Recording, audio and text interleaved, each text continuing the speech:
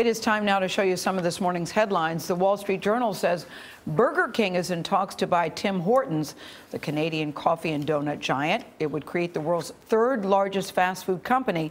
The deal would be structured as a so-called tax inversion. Burger King would move its headquarters to Canada, lowering its U.S. tax bill.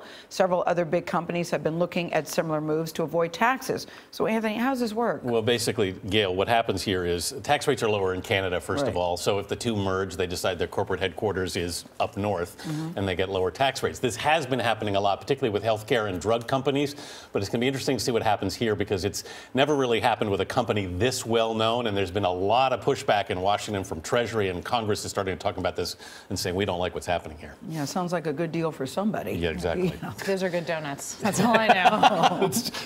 Good donuts. Well, the Washington Post reports on new surveillance systems that allow the world's governments to track people in any country, including the U.S. The technology uses data collected by cell phone networks. An industry official tells the Post that dozens of countries have bought or leased the technology in recent years. The FCC says it will investigate possible misuse. The New York Times looks at the abuse of opium-like painkillers. Chicago and 2 California counties are suing 5 drug companies. The suits charge the aggressive marketing of the painkillers, such as codeine, oxycodone, and hydrocodone, are fueling an epidemic of addiction that's costing taxpayers millions in insurance claims and health care costs. USA Today looks at South Korea claiming the Little League World Series title. The team topped the Jackie Robinson West All-Stars from the south side of Chicago 8-4, single tier there. The U.S. team survived 4 straight knockout games before yesterday's finale.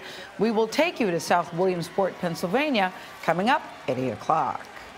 And the San Francisco Chronicle says winemakers across California's Napa Valley report losses from Sunday's powerful earthquake. Almost 800 wineries in the region produce nearly 50 million cases every year. I drink a lot of that.